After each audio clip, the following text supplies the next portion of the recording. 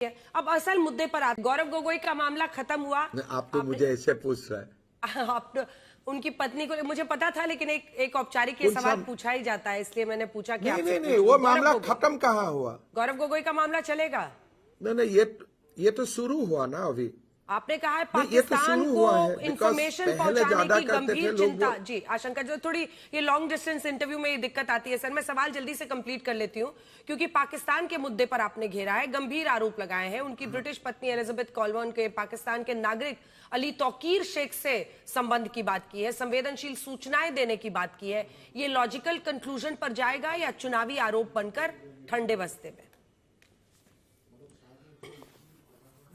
देखिए, हमने भारत सरकार को सबूत का साथ दस्तावेज पेश किया हो और हमने भारत सरकार को रिक्वेस्ट किया हो कि आगे इसका कार्रवाई किया जाए। आपने ही बोल रहा है कि गौरव गोगोई का ब्रिटिश वाइफ है, मतलब क्या है? 10 साल शादी हुए, अभी भी आपने ब्रिटिश वाइफ ब्रिटिश को ही रखा है, इंडियन वाइफ अभी तक नहीं बना है। मतलब क्या है? मतलब भारत का ऊपर आपका परिवार का निष्ठा, आपने अपना दोनों बेटा बेटियों को आपने ब्रिटिश सिटीजनशिप दिलवा दिया। ये घर में जो दिन गौरव गोगोई वोट डालने गया, ना उनका साथ, ना उनका वाइफ थे, ना उनका बच्चा थे, किसलिए तीनों फॉरेनर्स है।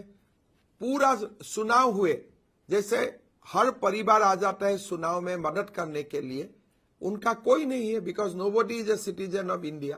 और पाकिस्तान का साथ जो संपर्क है, वी हैव प्रूफ दैट।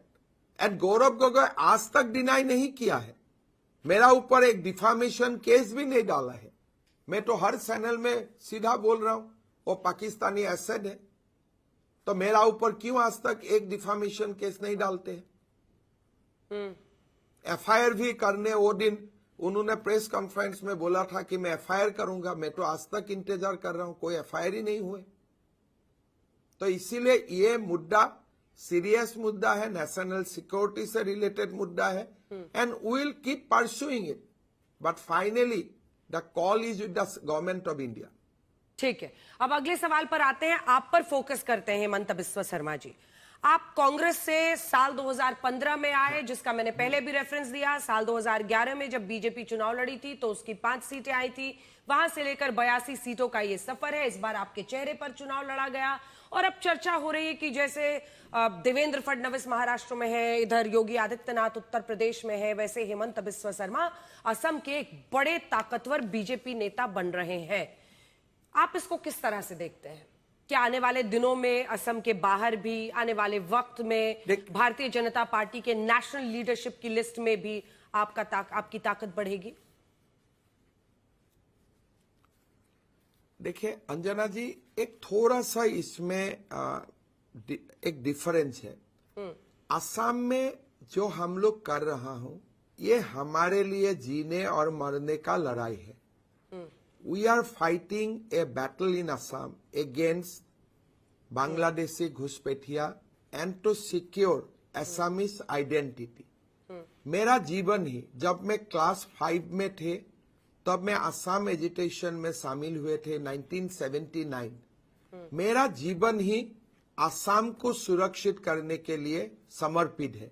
तो मेरा पॉलिटिकली दिल्ली जाना, नेशनल लीडरशिप होना, ये एक अलग ट्रेजेक्टरी है, लेकिन मेरा जो काम है ये असम को सुरक्षित करने का काम है।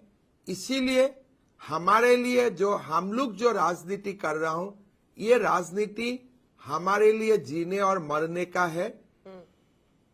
बाकी एक पॉलिटिकल सब लोगों का ऊपर जाते हैं, अच्छा पोजीशन लेते हैं, लेना भी चाहिए, अच्छा काम करते हैं, लेकिन हम लोग जो हमारा जो पीढ़ी असम में राजनीति कर रहा हूं, हम लोगों के लिए असम का सुरक्षा सबसे ज्यादा इंपॉर्टेंट है। बाकी हमारा पार्टी का अपना अंदाज है, काम करने का अपना तरीका है। पार्टी का मैं कार्य करता हूं, पार्टी जो निर्णय होगा वो निर्णय होते रहेगा, लेकिन हमारे लिए politics is not a politics like what we do in the ordinary level. हमारे लिए पॉलिटिक्स है असम को सुरक्षित करने का एक लाइफ लॉन्ग मिशन है, लाइफ लॉन्ग एम्बिशन है। कई लोग ये भी मानते हैं कि महिलाओं का आपको इसलिए वोट मिला है, इस पर जरा आती हूं कि स्कीम्स पर बड़ी चर्चा होती रही है। हालांकि इस चुनाव ने डिफाई कर दिया। 1500 रुपया पश्चिम बंगाल में ममता बनर्जी भी देती थी और अनुसूचित जाति के लोगों, मतलब दलितों को वो 1700 महिलाओं को देती थी, लेकिन वो हार गई। आपने भी वहां पर पैसा दिया और एक साथ आपने बिहू बोनस ज्वाइन करके, जितना मुझे याद आ रहा है 8000 या 9000 दिया था आपने। क्या उसकी भी भूमिका रही आपको चुनाव? 9,000। क्या उसकी भी भूमिका रही आपको चुनाव जिताने? देखिए मैं आपको एक ही बोलता हूं कि जरूर आप जब माताओं को कुछ मदद करते हैं, माताओं का एक ग्रेटिट्यूड वाला एक कैरेक्टर होते हैं, लेकिन हमारा असम में जो हम ये सारे स्कीम करता हूं, इसका कोहोट बहुत छोटे हैं। 9,000 रुपया दिया, लेकिन कितना माताओं की दिया?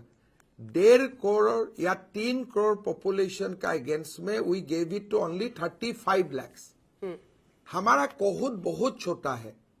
उल्टा जो लोग नहीं मिले वो लोग नाराज होने का संभावना ज्यादा थे।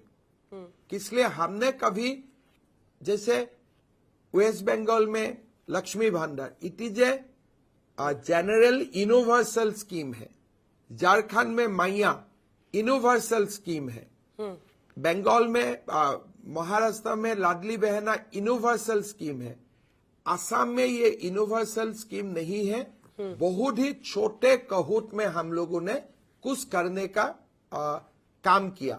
जहां आप बोलते हैं हम इकट्ठा क्यों दिया, कारण बिहू का समय और एक सरकार आने में, नया बजट होने तक वोट ऑन अकाउंट से यह पैसा नहीं ला जा सकते थे।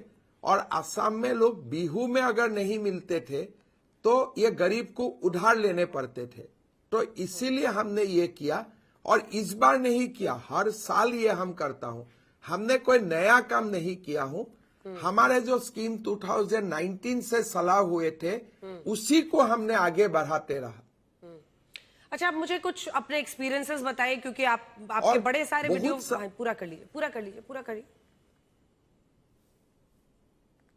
हाँ, ये जो 2021 का चुनाव में भी ये सारे स्कीम थे, but we lost many seats at that point of time.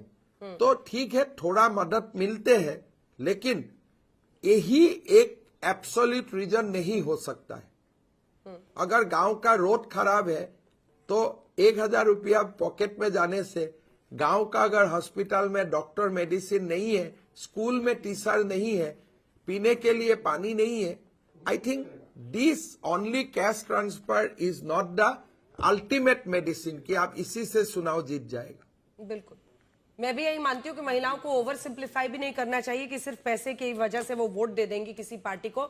लेकिन हेमंत बिस्वा शर्मा जी, इस जनादेश ने आपके ऊपर बहुत बड़ी जिम्मेदारी भी डाली है। असम में जिस सुरक्षा की आप बात कर रहे हैं, प्रॉमिस कर रहे हैं, मैं भी वहां लोगों से मिली, उन्हें बहुत उम्मीदें हैं आपसे, और वो चाहते हैं कि आप हर घर में किसी ना किसी तरीके से परिवर्तन लाएं, हर आदमी को किसी ना किसी तरीके से आपका काम छुए।